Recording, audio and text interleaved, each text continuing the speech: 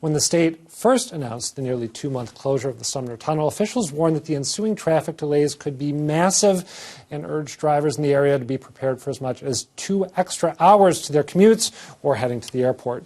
Now the tunnel has been closed for more than 2 weeks, and drivers have been feeling the pain, especially those making their way to the airport and into downtown from East Boston and Revere, but the delays haven't been quite as apocalyptic as many of us expected. That may be due in part to the scores of commuters who've opted to take some of the expanded and free or reduced fare public transit options set up specifically for the closure. The MBTA has seen a nearly 400% increase in the use of station parking garages, and Blue Line ridership is up 17%, according to one metric. It's those kind of gains that Boston Globe opinion writer Abdullah Fayyad sees as a potential silver lining to the closure. He joins me now, along with Chris Dempsey, former Massachusetts Assistant Secretary of Transportation and former Director of Transportation for Massachusetts. Thank you both for being here. Thanks, Adam. I want to start by checking to see if I'm overstating it with the premise of this conversation, that even though things haven't been terrific, they've actually been pretty good compared to what we thought they might be. Chris, does that ring true with you? I think that's right. This is part of MassDOT's playbook, and I applaud them for taking this approach. Whenever they have an issue like a closure, they did this with the Commonwealth Ave Bridge a few years ago. They talk about Carmageddon. They talk about this being the worst thing that will ever happen to Greater Boston, that it's going to be gridlock as far as the eye can see. And it gets people prepared. It gets their mindset that they should be avoiding the area, that they should be finding alternatives, they should be carpooling, that they need to make some small, modest change in their lives to not be at the place where it's going to be worse. That actually pays off. And what we see in the end is that these predictions of Carmageddon don't actually turn out to be true. It's all about setting expectations, and MassDOT does that well. So now that you've revealed their trick, next time it happens, it won't work, and it'll be your fault that everyone's stuck in traffic. But Abdullah, do you agree with the premise that a lot of us, myself very much included, thought things were going to be absolutely atrocious, Carmageddon, to use Chris's phrase, and that it hasn't been that bad? I do agree. I was expecting it to be much worse as well. But the reality is based on what MassDOT has already said, Blue Line ridership has been up 17%. They have, created inexpensive alternative modes of transportation for people to get into the city. That said, there's still backup, and people are still dealing with traffic. So it's better than what a lot of us were anticipating, but it's still a hassle for a lot of people. I was mentioning, actually, before we started rolling here, I live on the North Shore, and I didn't leave quite enough time to get in to tape the show today. I was a little worried that I might be late. In part because... Shame on you, Adam. For sure. It's a bad personal habit. But one thing, and this is not an excuse, but an explanation, they've changed the configuration entering the Ted Williams Tunnel. Right now they drop it down to 1 lane as you're heading in from the north as opposed to the 2 it used to be to make room for all the expanded airport traffic, and I managed to not remember that before heading out to work today. I want to note before we go any further that not everyone agrees with our general, relatively upbeat assessment. So before you send your angry email, let's just put that on the table. Here's an example of one tweet that we got. I asked people on Twitter late yesterday if they'd had good or bad experiences relative to what their expectations were. One person said to me, his handle on Twitter is VinnyPete828. He sent this picture. He said, they were idiots to close it in the middle of summer. This is the backup going to the Tobin Bridge.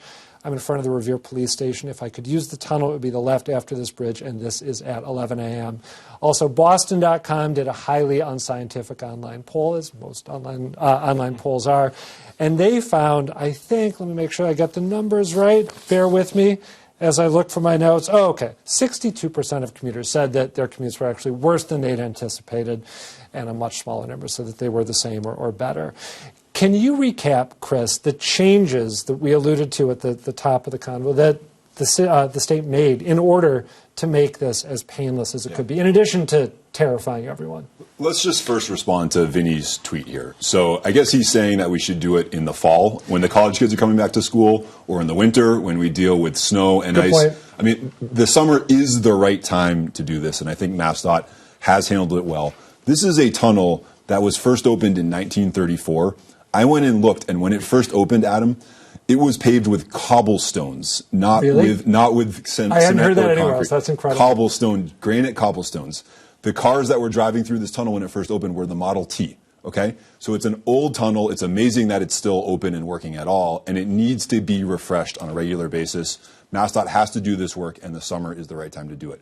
because they know it is going to be an inconvenience to people like Vinny, who I think was driving a single occupancy vehicle, which is, let's be clear, the least efficient way to get to downtown Boston if that's where he was going.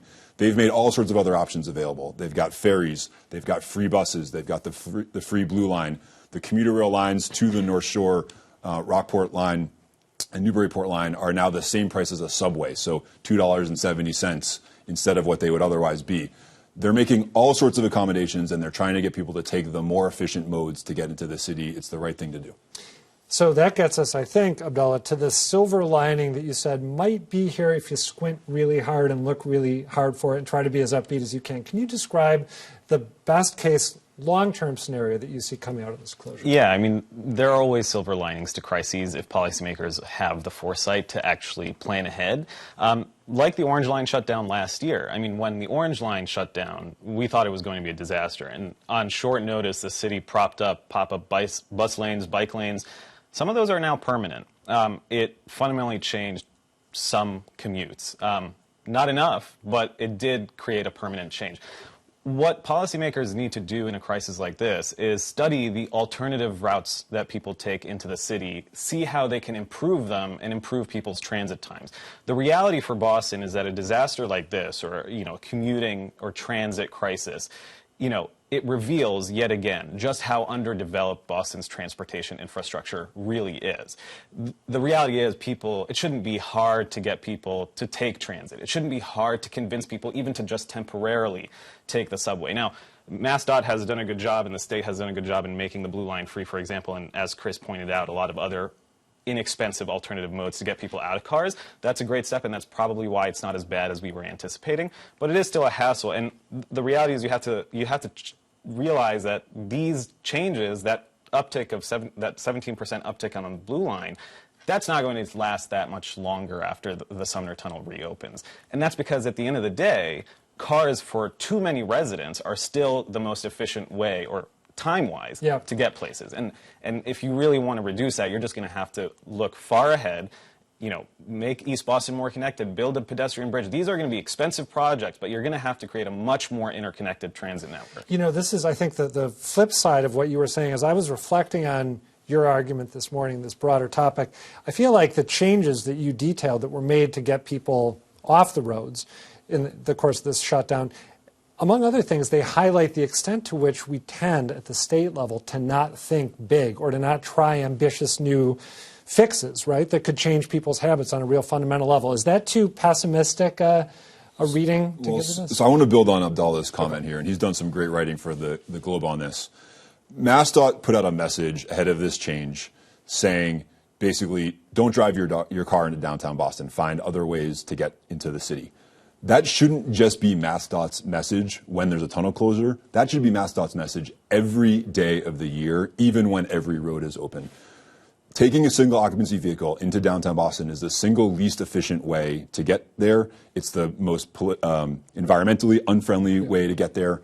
And so we need to be sending that message constantly. And in fact, what we do on a day-to-day basis is send the opposite message. And here's the best example of that.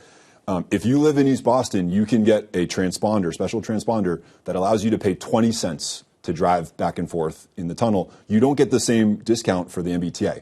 So you can choose to pay $2.70 to take the T or 20 cents to drive. The message that we send, not just to people in East Boston, but across the Commonwealth, is drive more and take the T less. It's more expensive to take the T than to drive. And so, of course, people respond to those incentives. A broader view, a bigger view of this would be to say, okay, we want to make sure we are incentivizing public transit use, walking and biking and carpooling as much as possible. And we need a pricing structure that reflects those values. Now, when you talk about a pricing structure that would reflect those values, are you talking congestion pricing or are you talking reduced fares at the T? Talking both? Let's be creative and let's have a conversation about that. I think one of the great things that Mayor Wu has done in talking about free transit is to reset that conversation. And even if your listeners and viewers don't agree that free transit is the right answer, I hope they will agree that we shouldn't have a system that pushes people into their cars and out of transit. That's exactly the system we have today, and it makes everybody miserable when that's the case. So just thinking out loud, because this is really fun stuff to kick around, you mentioned the disparity between the transponder cost of transit from East Boston into downtown and taking the T. So you could readjust that. You could flip that. You could flip that. $2.70 to drive, 20 cents to take the blue line. You could potentially, and maybe this is an idea that's been out there for 8 zillion years, in which case just tell me, and apologies for bringing it up, but you could radically discount T fares at rush hour, right? It wouldn't need to be free tea all the time, but it could be 50-cent tea between 7 a.m. and 10 a.m., for example, coming home. I mean, I think that's totally true. But the problem we have in a lot of U.S. cities, Boston among them, is that a lot of our transit agencies don't have that foresight. You know, before the pandemic, a lot of transit agencies were increasing their fares, not reducing them. And when you're struggling to bring in more riders, when you're struggling to serve the city and the residents of the city that you're in, and you're struggling to compete with cars, you're not going to be able to bring more people in if you're going to raise fares without improving service. So a lot of these transit agencies in Washington, D.C. to Boston, you know, they were raising fares while service was actually getting worse. After the pandemic now in Washington, D.C., WMATA, which is the transit agency there, has actually reduced some fares and has been trying to improve service. Train service is much more regular. You have lines where you're not waiting more than 3 minutes for a train. Boston has to have that goal as well. And then it has to have the long-term goals as well. But you have to make fares much more competitive, and you can't think about increasing the cost of them without improving service. Is there any indication so far that Philip Eng, the new TGM, Governor Healy's pick for that job, that he's thinking about doing the things that both of you have been talking about? Well, he's dealing with a mess on his hands, Yeah. and he's got a lot of just basic work to do. Part of that is actually a new fare collection system that is supposed to replace the Charlie card that is years over budget and hundreds of millions of dollars over budget and years delayed. So I don't know that he's there yet, but I would hope that the Healy administration broadly and the legislature would work together to advance this conversation. We were making progress ahead of the pandemic. You may remember that year, Adam, that Boston was named the worst traffic in the entire country. I do remember that. Then the pandemic hit, and we sort of have lost 2 or 3 years of sort of innovative transportation thinking as we're just all trying to recover and get the basics done. It is now time to restart that conversation, and I'm hopeful that Governor Healy and the legislature will join forces on that. I want to pull up some numbers on changes in modality use that we got from Mass DOT. We mentioned at the beginning of the segment that Blue Line ridership on July 12th, just one day, was up 17% compared to last month. Commuter rail ridership on the Newbury-Rockport line, which is the one that runs right by where I live, was up 2%, again, on July 12th compared to the average the month before that. But ferry ridership on June 30th, before the shutdown even started, it was up 70% compared to, at that point, again, last month. Yep. To what extent would ramped up ferry service be a part of the bold rethinking of transportation that both of you would like to see happen? I think it's absolutely part of the solution. I was actually on a ferry yesterday, took it to Charlestown from downtown Boston. There was a lot of activity down there. I think sometimes we think of boats as just for whale watching or fishing or something like that. They can be a real transportation mode, especially for the North Shore and the South Shore. Yeah. So the more investment there, the more opportunity and options we give people, the better. Abdullah, you got about 20 seconds. Yeah, I think for a city like Boston that has it's segregated by a lot of bodies of water, you need to use the water to get people from one way to another, but the city has to think beyond ferries as well. We have to think about connecting East Boston, giving pedestrians an option to actually walk over to downtown. It wouldn't be a bad walk. You mentioned that. What would do you have a sense what the price tag on that would be? I have no idea, but it'd be expensive. But the fact that Sumner... But transformative. Transformative. You can't have just one bottleneck like Sumner transport most people from East Boston to downtown. All right. Abdallah Fayyad, Chris Dempsey, thank you both. Thank you, Adam.